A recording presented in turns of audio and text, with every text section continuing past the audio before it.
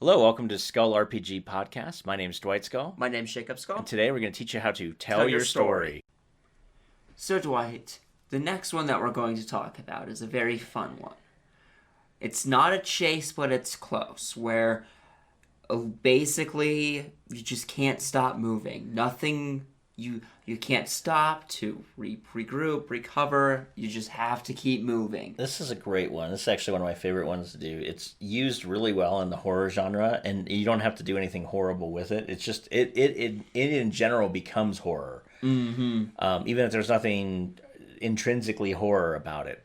So let me talk about one of my most favorite episodes ever on television. It's from the new season, like the new episodes of Battlestar Galactica, like not the ones from the 70s and 80s. It's in the first season. I think it's actually the third episode, and it's called 33. Okay? Yes. 33. You don't need to know anything about this episode. I show it to people that, like, I don't like sci-fi, and I show them this episode, and they love it. And I'll tell you why. Because you don't need to know anything about this. All you need to know is when you start watching the episode is that there's a group of robots that are tracking down humanity and trying to kill the last vestiges of humans. And for whatever reason, every 33 minutes, basically, the robots find them. And so what it is they have these faster than light drives. I'm not going to bore you, but a faster than light drive takes about 40-ish minutes to recharge. And every 33 minutes, the robots jump into their space. And then they have to scramble these human fighter pilots to go and kill the robot fighter pilots. And then eventually, 7 minutes later, they gear up and okay, the fleet can start jumping. And then the main battleship waits for the civilians to jump. And then they call in their fighters. And they're literally having to almost crash land onto the deck so that they can be jump to the next location. And if they don't make it, You're dead. They stay there. They're lost in time and space, basically, and then the robots kill them. And then 33 minutes later, it goes again. And where you start the episode is I don't know, maybe 40 hours into this. Humans are tired. They're worn out. They're on stims. They're on stims to keep them awake. And they're running out of ships because your ships are getting damaged every time, and your pilots are making more and more and more mistakes. They can't sleep, though, because you can't sleep for 33 minutes. And the robots just know if we can just keep this up, everything's going to go crazy. Slow burn. It's a slow burn. Yeah, and so this is the feeling you want to create. And so here's how you do this in your game, okay? In a lot of ways, I just told you kind of how you can do it in your sci-fi game. But if you're doing this in fantasy, like high fantasy, your D&Ds of the world, you basically have something chasing your players that cannot be killed. Now, that could be a thing that they just can't kill. It could just be something like 6 to 10 levels above them, and whatever they throw at it, it does not die, and they're like, oh, crap, we gotta go. Or it could be low. You could have hordes of goblins or hordes of something. Right. There's so many of them, you can't kill them all. It's the Lord of the Rings when they find out that, they're in a tomb. Right, and Pippin knocks the rock or something and yeah, destroys the whole hornet's nest. Drops an entire plate of armor with a dude in it down the yeah. well.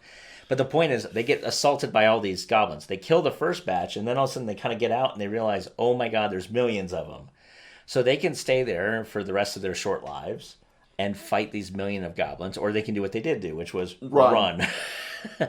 And then at the end, of course, there's that fun surprise with a Balrog and Gandalf.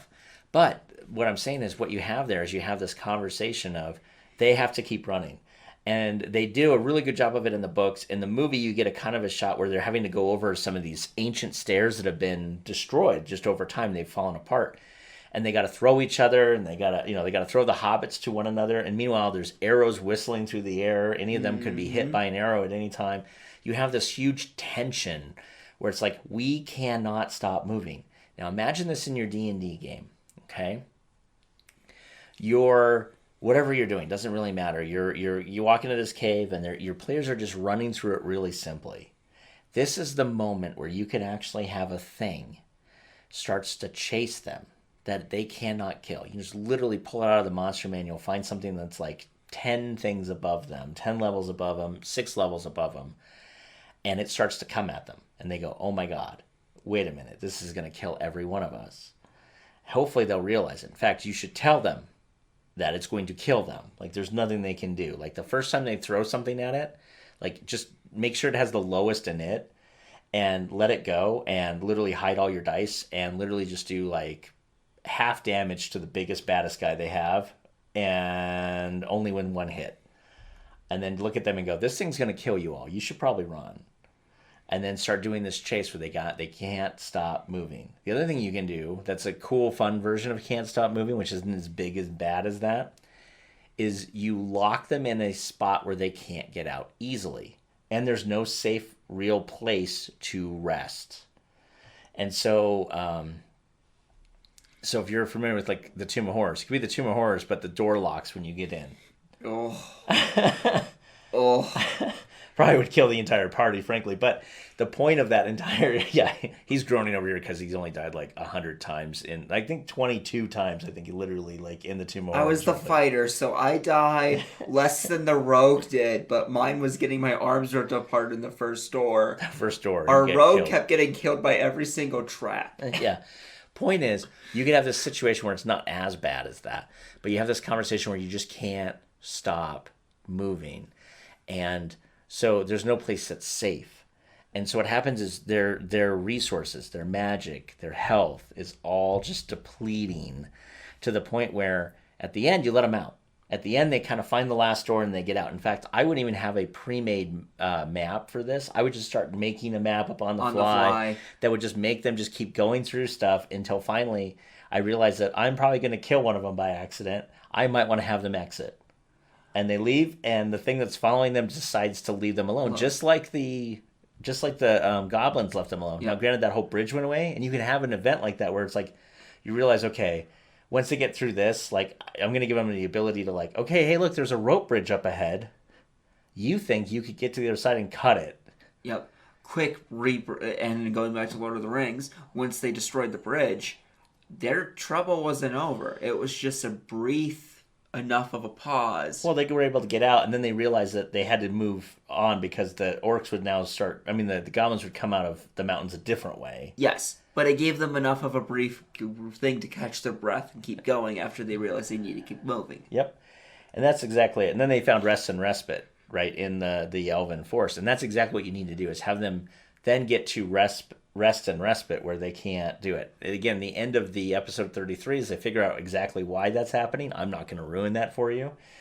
But what they end up doing is once they see the clock turn to 34, they're like, oh my God, did the thing we do worked? 35, 36. And all the pilots are sitting in the cockpit. Ready to go just in case. And they're sitting there like hour after hour. And what happened is once they hit the 40-minute mark, they jumped again. Because the idea is, like, if I can do 2 FTL, faster than light jumps, it's going to be even harder for you to find me. Mm-hmm. But even then, they're like, no one came. Holy crap. And they kept this up for a couple of hours, and then they finally just said, okay, finally, we can just rest.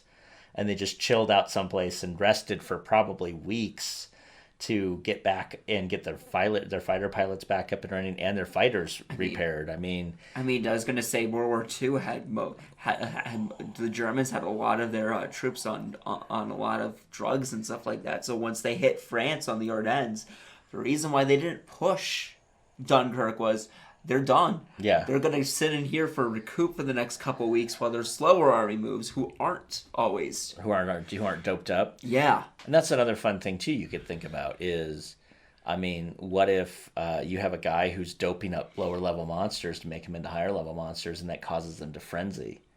I mean, there's so many ways you can do this, but the point is you want to have something, some way, some means that your players are unable to rest. It could be a dungeon they can't get out of because what happened is as soon as they walked through this one door, things started pursuing them.